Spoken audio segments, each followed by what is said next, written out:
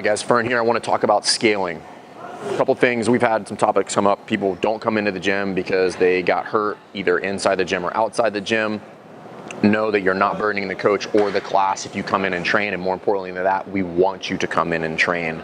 So let's talk about scaling here for a second. So this is going to be kind of scaling 101 for athletes.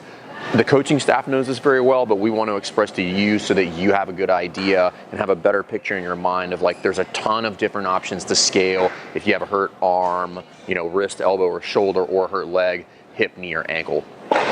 So what I did is I have 3 days of programming. This is this week's programming. We're going to run through it and talk about different ways that we can scale it. I'm going to forego most of talking about like the 3 different levels of scaling. Most of you guys know that. We ride our workouts in RX Plus, RX, and then fitness.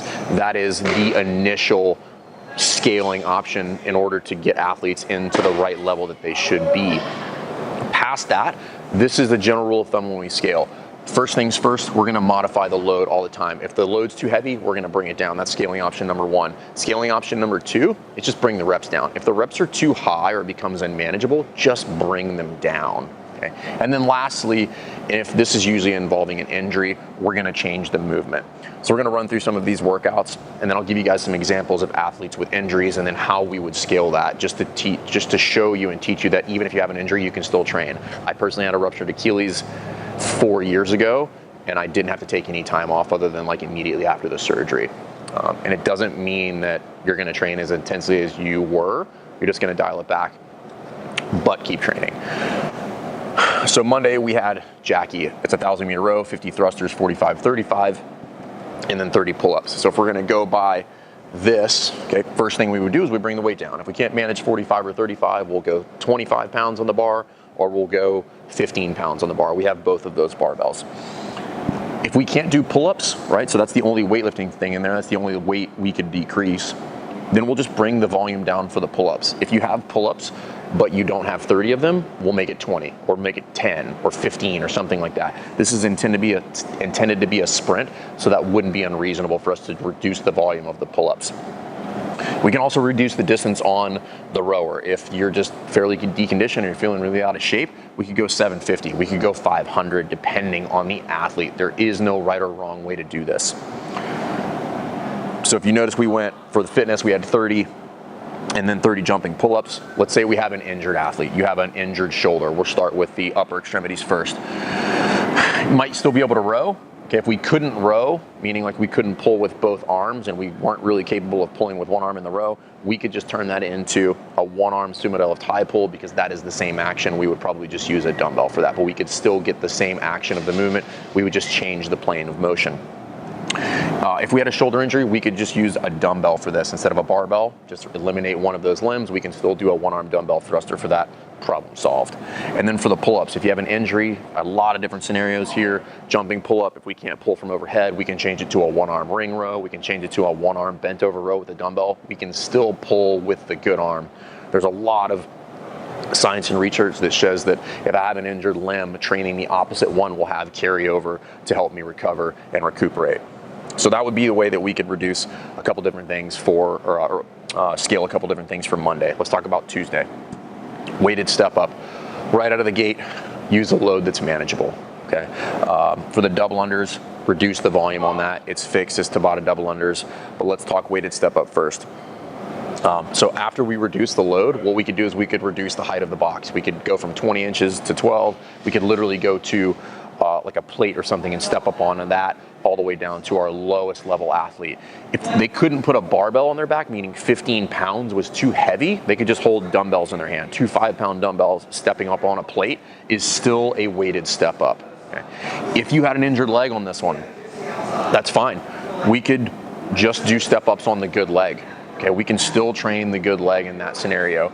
Or if you had an injured arm, shoulder where you couldn't put a barbell on your back, we could still do the step ups. We would literally just hold a dumbbell in one hand. Again, still a weighted step up.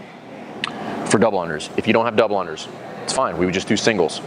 If you had an injured ankle or injured knee or something like, you still jump on one foot, we change it to single leg single unders, or even maybe single leg double unders if you have those, but probably be single leg single unders.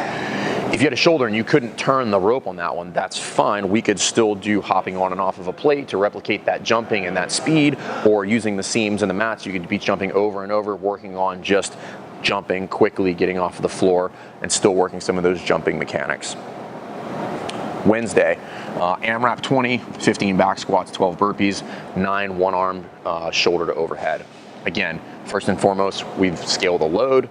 From there, we could scale the reps on this one. So obviously down here is 12.96. This started at 15.12.9. If the barbell is not appropriate for you, bring the weight down to just an empty barbell. If you can't move a barbell at all, we can just do air squats. We would still be squatting, maintaining the function intended, but without any load. That would be totally fine. For the burpees, okay, fall down to the floor, get up. If you don't have the ability to do any sort of pressing motion in the sagittal plane like this, that's fine. We would just have you put your arms on the floor, do a kick out, and just remove the pressing, and we could still get that done. If you had a wrist injury or something like that, there's some ways that we can work around that as well. You could do a one-arm burpee, just removing the press out of it, put one hand down, kick your feet out, and then stand back up and jump. For the single arm dumbbell to overhead, that's totally fine. If you had an injured shoulder, we would just do work on the good shoulder, and we would just leave the other one out of the equation. And then obviously we would modify the load there. One other thing on the thruster. So you come in on thruster day and you can't squat for whatever reason. We would just change this to a push press. We'll maintain the shoulder to overhead portion of the thruster by just removing the squat. If you had a shoulder injury on that one, you could manage one dumbbell. At the very minimum, we would just take the push press out of it and we would just do front squats, maintaining at least 50% of the movement. I'm trying to think of what else.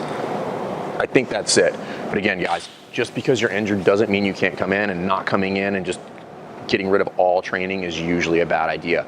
You're not burdening the class, you're not burdening the coaches. We're totally prepared for that. We want you to come in, we want to help you solve that problem. So come on in, let us scale it for you. Scaling 101, remember, first, we're going to manage the load, bring the load down. Then we're going to manage the reps, bring the reps down to something that's important. If we're injured, we can change the movement. We can cut the movement in half. We can change going from 2 arms to 1 arm. Again, we can skin this cat a whole lot of different ways. So don't let this stuff deter you from coming into the class. If you got an injury, outside the gym or whatever, you're feeling a little banged up, come in, we can scale that stuff. Just have a conversation with us and we'll help you solve that problem. All right, guys, we'll see you in the gym.